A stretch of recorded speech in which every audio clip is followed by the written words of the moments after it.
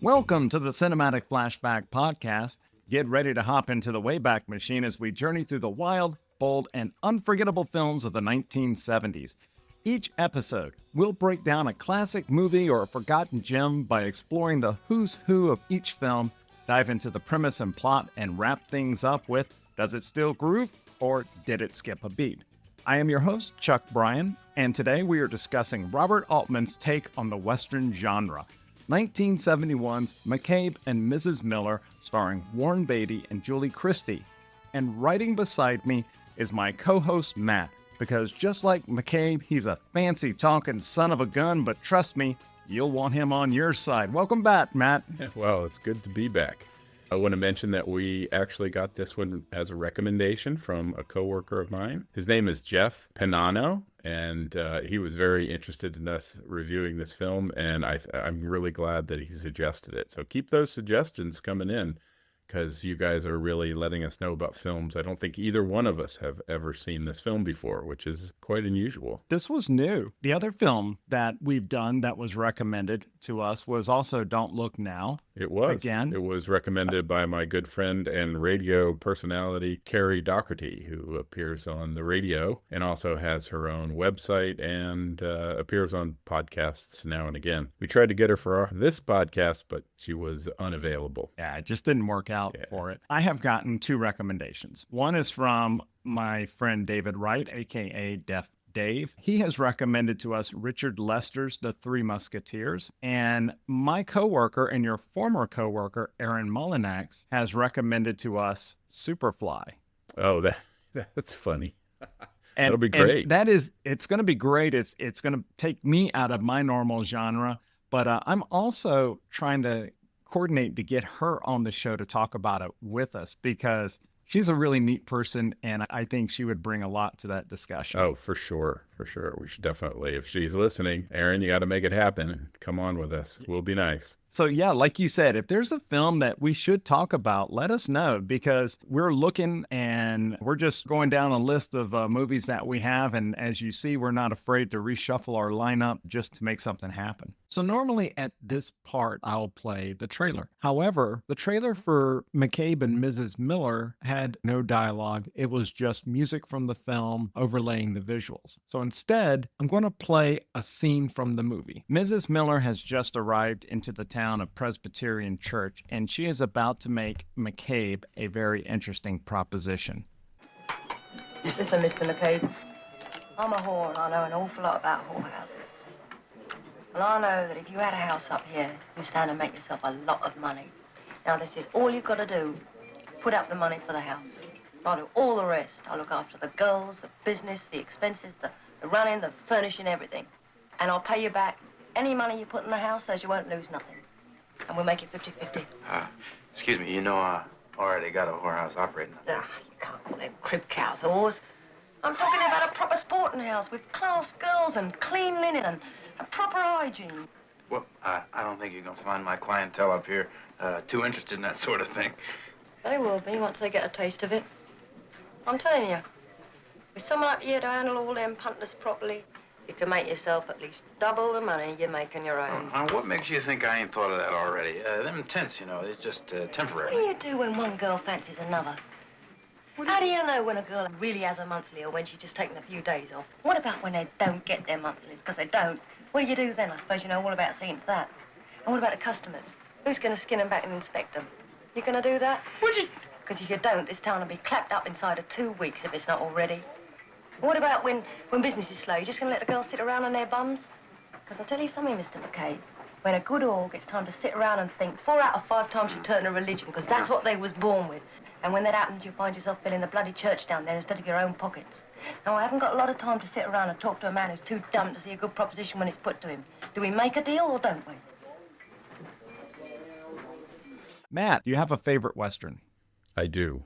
It is The Unforgiven with Clint Eastwood and Gene Hackman. And the story is what I think the West was like prior to me seeing this movie. I think that movie is actually a little bit of a cleaned up version of McCabe and Mrs. Miller to some extent. When you see both of them, you realize that, that Western gunfights were not clean, standing out in the street affairs, and that they sometimes happened in very unusual circumstances anytime somebody's fighting for their life or whatever. So anyway, this is great to see this movie because it's a great comparison to that movie as well as others. So I have never really liked Westerns. Recently, though, I went back by a recommendation and watched John Ford's film The Searchers, starring John Wayne, and it is gorgeous. The film opens from the inside of a cabin, and as the door opens up,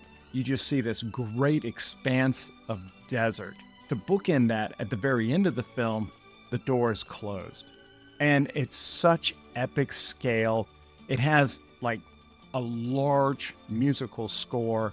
It has John Wayne being John Wayne. And it's just a beautiful film. It's great. It makes you want to go out and ride horses in the desert. And when I came to today's film, I was really confused by what I was seeing because it did not fit into that mold of a movie that I was expecting a Western to be. It's clearly not what anyone was expecting with a Western. And I think if we cast back to the 1970s when it was released, I think this was a real shocker to people because the Western to them was this John Wayne on a horse, being the good guy with the white hat on and the black-hatted bad people. And, even back then it was sort of cowboys and Indians. So it was very, really race-based type of situations, which was the norm of the day. So when you get to this, there is some mixture of ethnicity in it, but it's sort of not dealt with as really significantly part of the deal. It's just they're part of this whole community. There's a whole Chinese group of people. Clearly, they're probably working on railroads nearby or other labor. Then you had the miners and you had the townspeople and business people. So the issue is that you saw this in a mix master in a really kind of dirty and very beginning stages of a town where there was barely even a recognizable main street or anything. And there was like a half put together church. There was one saloon. And when we get to actors, I had to laugh about one of the actors because I recognized the person immediately and had to think where I had seen them before. We'll talk about that when we talk about the actors. Who did you see? So the owner of the saloon, hotel, restaurant, the only real... Sheehan. What's that? Sheehan? Yeah, Sheehan, right? So he... I recognized him immediately because he appeared in Star Trek. He was... Yep.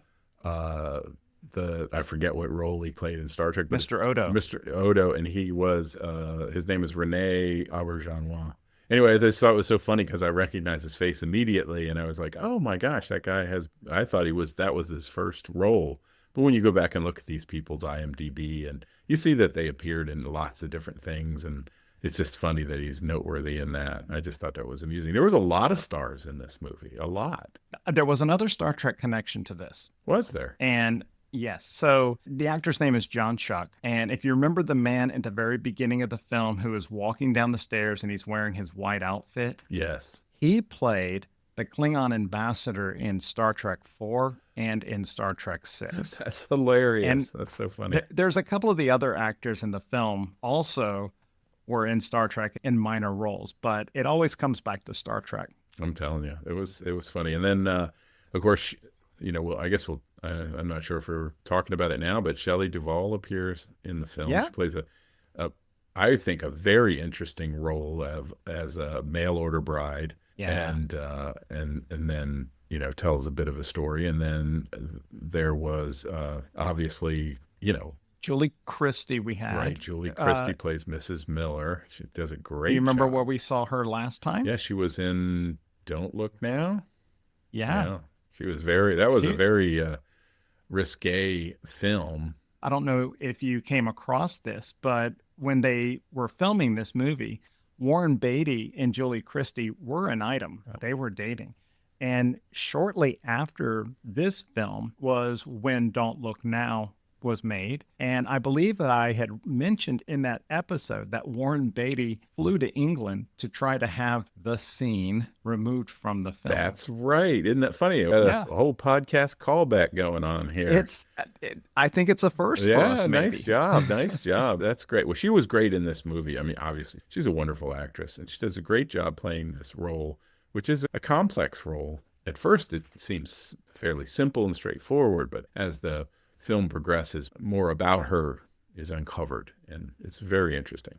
I just mentioned Warren Beatty. That's right. This is the first film for us. What did you think of Warren? I thought he played this role particularly well. He was well suited for this role. Warren Beatty's not one of my favorite actors, really. He sort of is just there to me. But in this role, I'm like, no, he did a good job on this, and he was well cast, in my opinion. Had to be just sort of suave enough and also just sort of not 100% there. And this role was perfect for it. I mean, the funniest part about this movie is he rides into town in like a bear skin.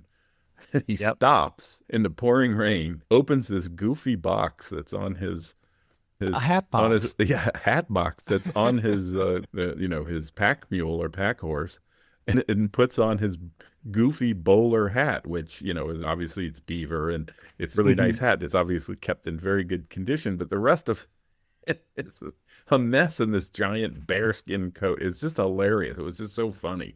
You knew there was something crazy about this guy, and then as he enters the saloon for the first time, and there's some information revealed about him. It's very interesting. I know you mentioned Shelley Duvall. She ends up being a regular in many Robert Altman films. Right. She was in Popeye, right? Oh, I'm glad you remembered that. Actually, when I was talking to Jeff Pignano yesterday, we talked about Shelley Duvall, and he was like, and she was in Popeye. You think maybe Robert Altman sort of had seen her and realized she was the perfect olive oil. A lot of the actors who work with Altman, he would use over and over again because, I mean, why wouldn't you? If you have a working relationship with somebody and you get along wonderfully, why wouldn't you reuse them over and over? Because it breaks down a lot of the kind of getting to know you and know how they work and how they needed to be directed. I think there's a really good reason for that. As a director, I would absolutely find the actors who I can work with and stick to them, because you've seen and heard stories about Hollywood where this actor was in one movie and now no director will deal with them because they were too difficult. Right. They didn't show up. They didn't get there on time. They weren't there. They didn't know their lines. There's a whole litany of things that if you listen to some really famous working actors, they'll tell you the most important thing is to show up, know your lines, be easy to work with. Robert Altman also added that as you work with an actor who is early in their career, and Warren Beatty wasn't yet Warren Beatty when this film was made, and it becomes more and more difficult to schedule with them because the actor does this film and then they're off and they're doing another film and then they're off doing another film. And you might want to work with them, but they just might not be available. Or they may have gotten too big in their budget to be able to come and work on a film. Yeah. So, I mean, I think that's absolutely true. And it's part of how the Hollywood movie system kind of came to be, right? You had these actors who were essentially on contract to movie studios. And so they couldn't be scheduled with other films and other studios. The studio could put a lot of money into advertising these films and make these films big because they knew they had some reasonable expectation that that star would then move on in films that the studio was making. A lot of that changed when actors started to work for whatever studios, and studios, that whole system kind of broke down where actors weren't assigned to studios. And I think there's probably a very large discussion on whether that's good or bad. But I think the reality of the result of what happened is exactly what you described. It's very difficult to schedule a working actor who's even somewhat famous into the schedule you need them for to film a film. I mean, we hear about it all the time that they had to change the script in this film because the guy had to shave his head in another film, and he's coming from that film, or any of a variety of things like that that had to happen. I think we talked about another film where somebody had to come back and do some voiceovers because they had to change some stuff, and they had to do it after they were done with their other film. So yeah, I think it's a complicated business with a complicated set of players, and you can kind of understand especially why they stick with a set of actors they know for a variety of reasons. Not only was it actors, it was also the directors who were part of the studio system. Right. So, side note, I didn't plan to talk about this, I swear. Sure. A little bit of trivia that I didn't know about. But once upon a time, and it kind of plays into this film, okay? And when I say it, you'll know why. Okay. Once upon a time, movie studios not only made the films, but they owned the theaters and they owned the distribution to the theaters. So it prevented the little man from opening up his own theater, because if he wasn't part of the distribution system, the studios weren't going to send them their films. They wouldn't send them their best films. And that was broken up due to antitrust. Right. And it's a classic trust situation. If you think about it, they own the means of production, the distribution, and the serving it to the public. I mean, that is clear. That is absolutely, it's actually a monopoly. A trust is when all of the studios together agree they're going to do this.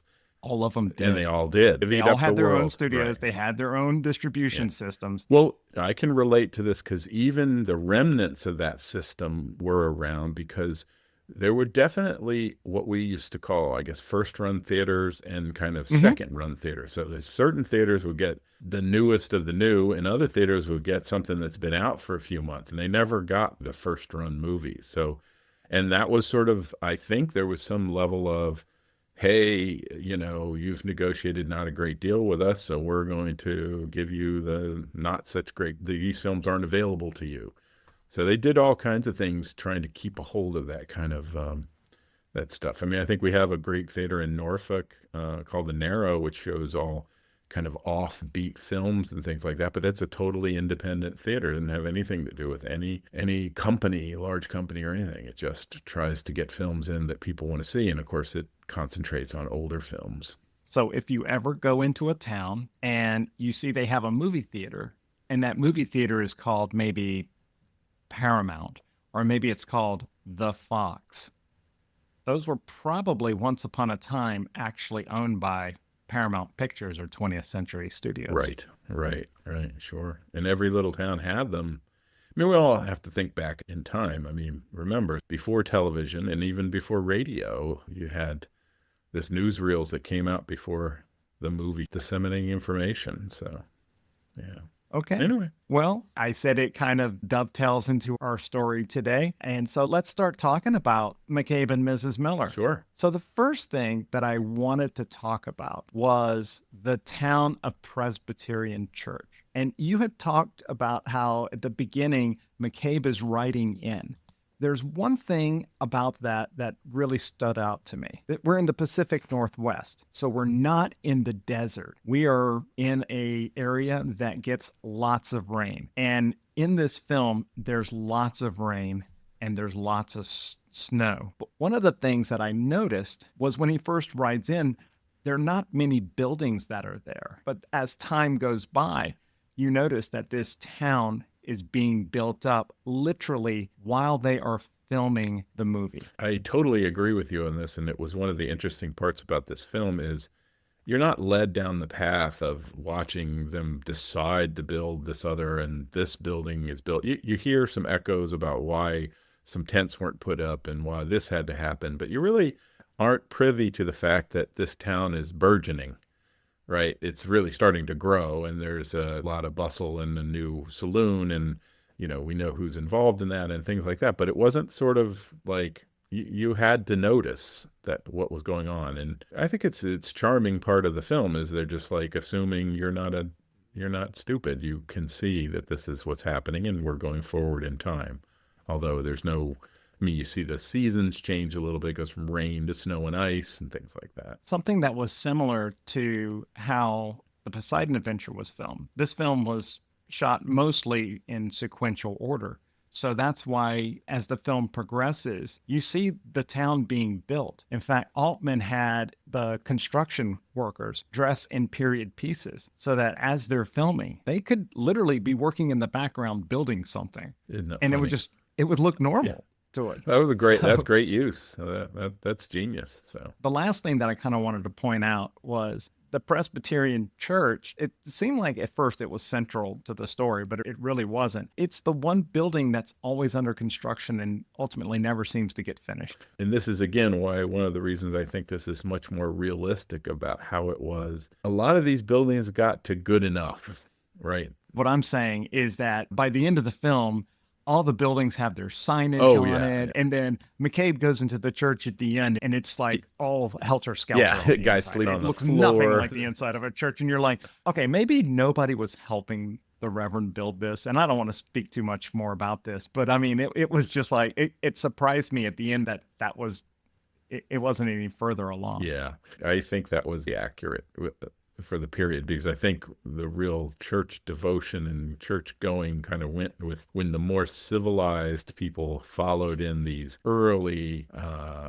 you would call them settlers and miners, people working on the railroad. Once those people sort of blazed the trail, then the more serious businessmen, mercantile people came in, and along with that, they built up the church and finished off those things. And we're certainly seeing a snapshot of this town from its very lowly beginnings to just past some of that, but not really into fully expression of like a regular town with a marshal or a sheriff or any law, it seems like, from our film. The actual filming location of Presbyterian Church was in Vancouver, Canada. But what ended up happening was a lot of the workers who were building the sets and who were there were actually people who were avoiding getting drafted in the Vietnam War. And they would just live inside those buildings the entire time. Yeah. That calls to mind a thing I just saw recently. It was something on YouTube where the guy was talking about theme songs from the 1970s sitcoms and things like that. And he was talking about one of them was Happy Days, right? So we were talking, the guys, he said an interesting note was that Ron Howard thought that he took the job on Happy Days, which ultimately started out with focusing on him, but really shifted to the Fonz and sort of an ensemble comedy. He originally took the job because he read that if your job was directly responsible for the employment of 30 or more people, you would be deferred from the draft. Right after he took the job, Nixon canceled the draft because the war was over. But that was reported. Now, I don't know if that's true, but Ron Howard was like, I'm going to take this job, and the fact that I'm working on it affects the employment of more than 30 people, so I'm safe. So, right. Yeah, there was a lot of that focus on there, and I can attest to that. I can remember that. My brother has a hearing loss, so he was categorized as 4F, but he graduated from high school in 1972. He would have been right in the crosshairs if he was up for being drafted. And some of my cousins joined the Coast Guard or the Navy or things like that, sort of calculating as like, I would rather choose my service than be drafted into something I didn't really choose. Most of my cousins were too old by that time. Some of them, like one of my cousins went to the Naval Academy, so there was really no issue there. He was already in the Navy and he was a lawyer, so yeah. So with McCabe, the character of McCabe and the movie overall, a lot of times you will hear this categorized as the Robert Altman's not a Western, kind of like how his movie MASH was not a war movie, if you see what I'm saying. Yeah, no, I totally agree. And I think that's especially when you take in consideration the time in which it was released and filmed, it's definitely not your normal Western. Now, my personal opinion is this is probably much closer to what the West was really like than anything pictured with John Wayne and, a 10-gallon hats and stuff like that. I believe Robert Altman, in an interview when he was talking about this film, said he doesn't really believe that the idea of the big Western hat was something that would have been standard or normal. Now, we see it in those photographs because back in the day, if you were going to take a picture, this was extremely expensive. So if you take a picture of something, you're going to take a picture of something that's not common. I don't know how true that is or not, but he definitely introduced a character midway through the film who was wearing a big 10-gallon hat, and that was played by Keith Carradine, I believe. Yes. Yeah. Keith. David Carradine's son, isn't it? Well, brother, isn't it? Yeah. Oh, is it I think brother? yeah. Oh, that's cool. But, Yeah. That was his but brother. McCabe, he shares a lot of the common characteristics of a Western hero. He's the stranger who arrives, right?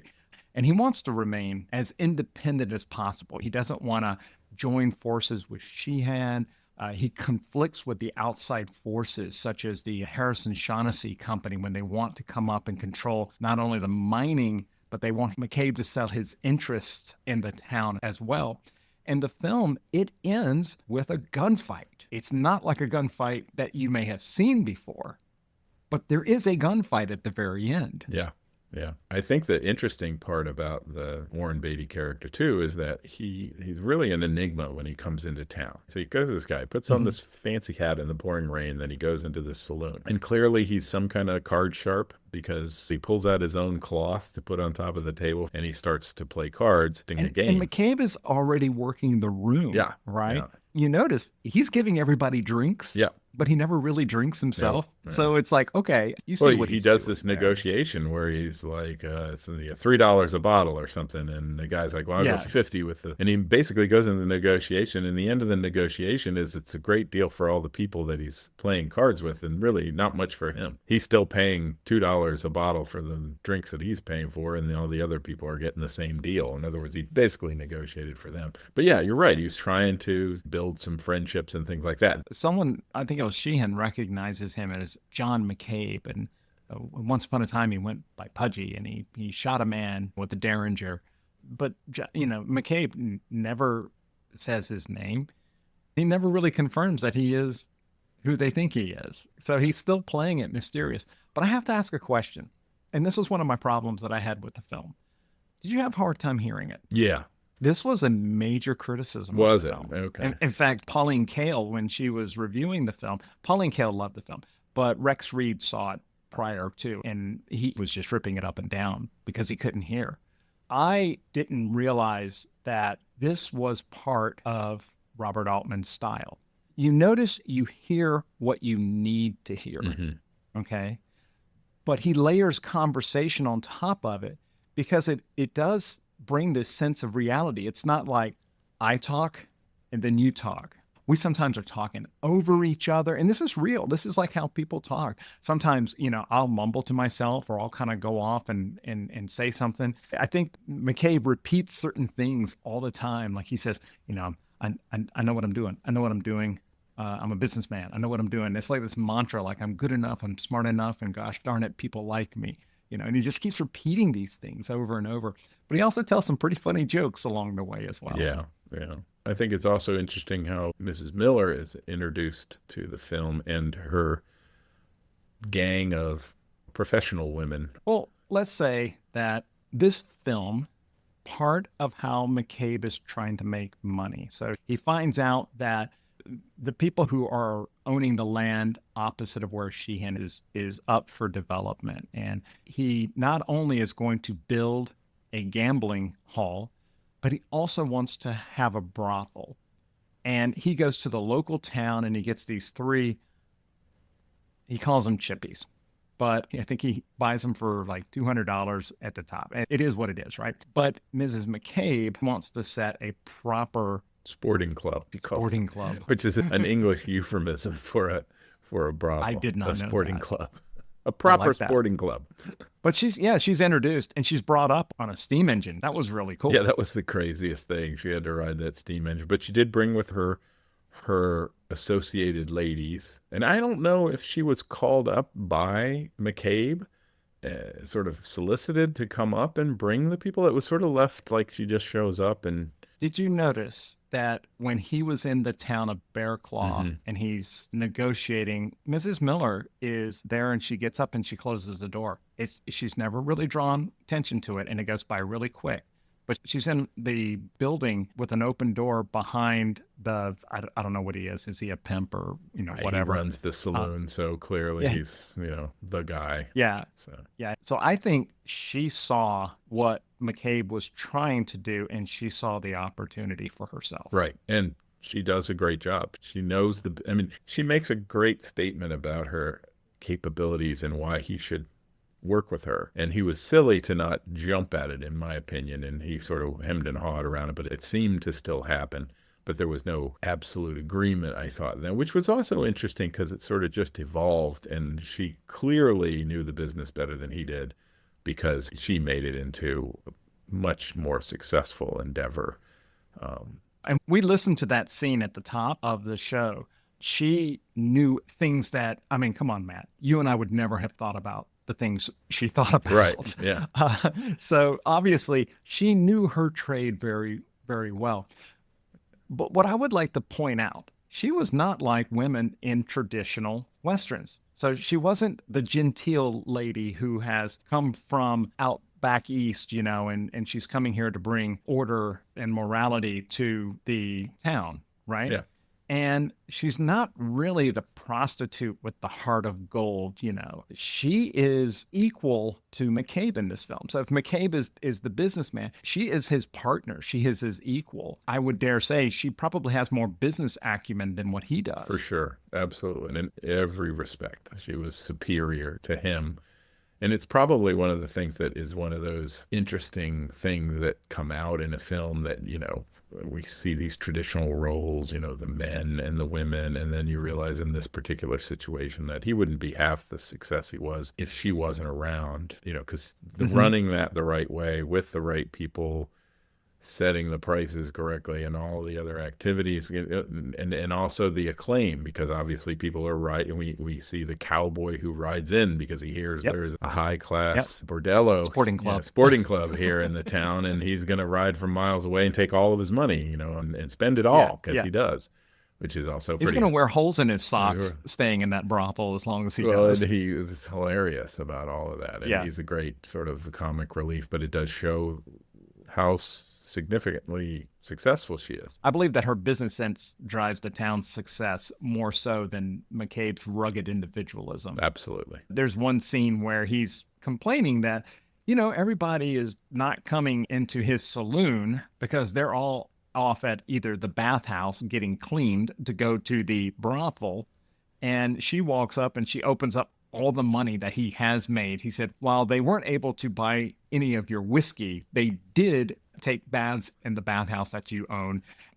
Went to the brothel that you own. Here's your cut. Here's your cut. And it's a lot more than he ever expected, I think. The name of this film was originally going to be The Presbyterian Church Wager, based on the townspeople making bets about whether or not McCabe would sell out to the corporation that was trying to take the mining. However, the Presbyterian Church of America, when they read that the movie was about gambling, the movie was about prostitution, they said, please take our church's name off your film. They obliged, and the film was then titled McCabe, and then eventually retitled to McCabe and Mrs. Miller. I think the title was a little misleading because when I went into the film, I really felt like there was going to be this partnership formed that was rock solid and sort of weather all storms. And that was definitely not the case. It was McCabe making his way through, Mrs. Miller coming along, but their entire relationship, although we see there's hints of caring beneath, there were monetary exchanges at each of their meetings. But there was the one scene, and I really think McCabe truly had feelings for her. Oh, I think he had feelings. He goes to the bathhouse and he brings her the flowers, and then, she maybe had just taken some opium because it's the only time that she's really smiling in the film. Well, we see it that she was having some, and then she had to put it away when he came. Yeah. And so she just kind of gently points over to the counter, where he could put his money. Yeah. So she was always very nebulous. I think right before her final scene with Warren Beatty, I don't believe that there was any No, that exchange was the there, one but thing. she was very concerned. She knew that, McCabe had overplayed his hand with the company, and that the three individuals who came into town were there to negotiate with the end of a gun. Yeah, but how much did you ask them for? Well, we never got around to that because, I might have mentioned something like $12,000, $10,000, something like that. But it's just to get them bargaining, and to, just so they talk sense. Yeah, but how much did you really want? It depends. I mean, they're talking about all my holdings. $8,000. $8,000. $7,500. Probably more right. You weren't very far apart, were you?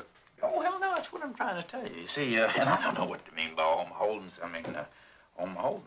Does that mean my horses, my clothes, my underwear? I don't know what it means. Which I always thought, I mean, in this movie, I kind of think it was a little bit silly that they were going to go kill McCabe, because they would then be faced with exactly the same problem with whoever he left all of his property to.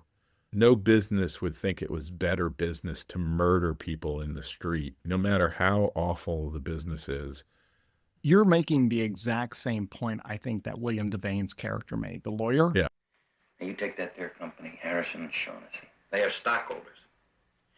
Now, do you think they want their stockholders and the public thinking that their management isn't imbued with all the principles of fair play and justice? The very values that make this country what it is today? Busting up these trusts and monopolies is at the very root of the problem of creating a just society. The stockholders don't want to know how they're dealing with this, but this kind of gets into Robert Altman's kind of worldview. Yeah, no, I get that. A little bit. He doesn't hit you over the head, but he makes some subtle statements on authority. And this is, again, this is early 70s. So you got a government that is able to draft people and send them to war. And so he's making a statement about things. This corporation, could it be the industrial military complex is what he's thinking? I don't know. That might be an overstretch, but definitely he's talking about, corporations like Shaughnessy are portrayed as ruthless and personal forces that don't care about the individual. Well, I agree that's what he's trying to do. And I also agree that if you were to set this up, have a family that he would have left it to, and that family's already agreed with the corporation to sell, and all they have to do is get rid of McCabe, and then that will happen.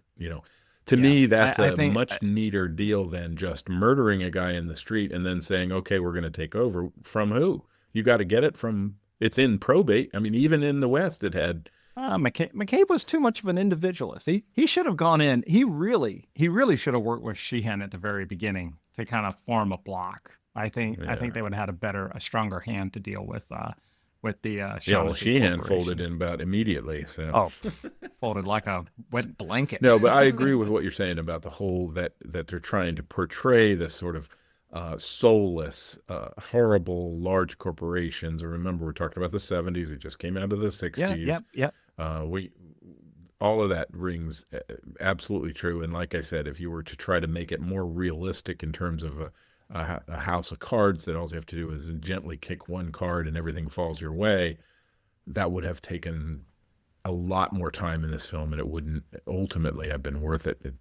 To me, the point was what was happening. So, well, I think that almost brings us to the end. Was there anything else about this film that you wanted to talk about? Yeah, I think the end that the priest got was, I mean, it was a little bit amusing because he sort of played this role through the film kind of as the disapproving Christian person, and the last act he does is take somebody's gun away, and of course what happens is he gets murdered. He gets shot in the chest. He gets his hand blown off that was holding it. What kind of gun did Butler hold? The guy in the big goatskin coat. Well, I don't know. It looked like it looked like some kind of large caliber, probably. I mean, based on it was huge. Yeah, based on it was probably a .54 caliber, sort of renegade style buffalo gun type gun. Uh-huh. Yeah. Okay. So, okay. You mentioned at the beginning that McCabe is wearing this bear coat. Did you catch it when Butler says, "I come up to hunt bear"? Yeah. It was a good one. Yeah, I'm up here to hunt bear. I thought that was great. Last thing about the production that I wanted to talk about was, so the film itself was always supposed to take place in the rain. And if you start to notice, it started getting colder and colder and colder. And then finally it snowed for 9 days. So the last sequence of the film, kind of starting about the time that Mrs. Miller has her final scene with Warren Beatty, you see the snow is starting to come down, and it snowed for 9 days. So that if you look at when they're putting out the fire at the church, there's not much snow on the ground. But by the time it gets to the gunfight, I mean, they're like they're wading through the snow. It's so thick. Right. It's so deep on there. Yeah, I think some of that can be, you could say like, okay, well, there's some drifting going on and things like that. But clearly they were filming certain scenes before others, and the height and depth of the snow was, they're like, wait a minute. Yeah. It was a foot yesterday. It's 3 feet today. So as Julie had finished up and they're going, oh, it's starting to snow, Altman's like, spray the town. They had that town built with pipes so that they could put water wherever they needed it to. So if they needed to shoot like from porch kind of through the rain, they were able to pipe that through. So he was like, go out there and start spraying down everything. And that's why you got that really nice hard freeze on the trees and everything. Yeah, no, it was cool. It was good. It looked really good. Yeah, really good. Yeah. The film looks really good. I don't know how much you looked into this. The cinematographer was a man by the name of Vilmos Sigmund, and he did a technique where you took the film before they had shot it, and he slightly exposed the film. And that ended up giving it that old-timey look to it. And then Altman used a lot of filters on the camera so that it gave that soft look to it all the way up until the end. And the reason why he did that was if he would have tried to do that in post, the studio may have said, no, we want this thing to look sharp and clear. I think I heard something about that. He used that technique where they put cheesecloth covered with Vaseline over some of the lenses that are in front of the lenses to shoot through, to give it that, especially in the rain when you really can't get your cameras wet, but you want it to look like where you're seeing is super obscured by all the heavy rain. Great. Yeah. Man, the film is gorgeous. So are we ready to ask the big question? I think we are.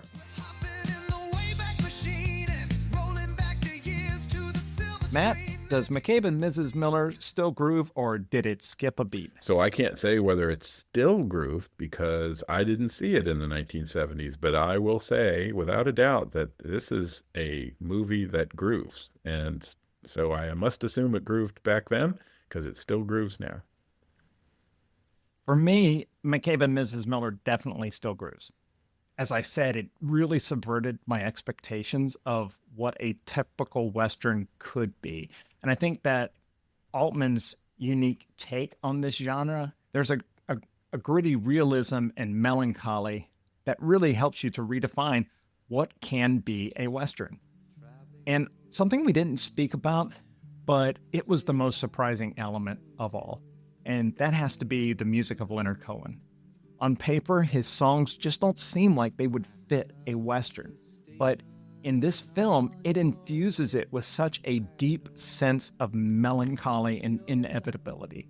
And the contrast between what Cohen's music is sounding like and the reality of the characters' lives, it creates an atmospheric layer that just matches the story's tragic undertone. Yeah. So for me, I have to say, it absolutely grooves. Yeah. It's a Western that didn't play by the normal rules, and I think that what makes it stand out as a true gem. Agree 100%. Cool. Anything else? No, just keep those suggestions coming. Thanks, Jeff. Absolutely. Thanks for tuning in, and as always, Matt, thank you. Let us know if you watched McCabe and Mrs. Miller and what you thought about it. You can do so by emailing us at podcast@cinematicflashback.com or leave a comment on our Facebook page, the Cinematic Flashback Podcast.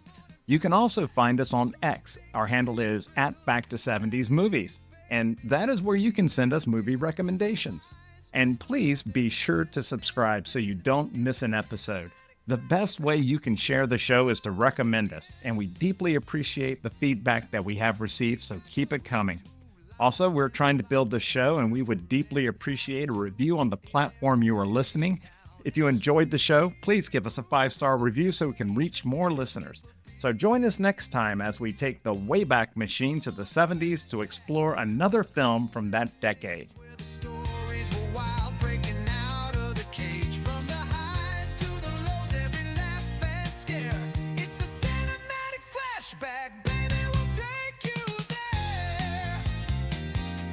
I don't know if you're coming through. I hear them when they come through. Let me try to turn off all messages, but they just keep coming up. People be thirsty for Matt. No, they're talking about a stupid Wordle group. So if you ever thought recording a podcast was sexy, it's a lot of work. Yeah, it'd be great if I had an engineer. Anyway, so where was I?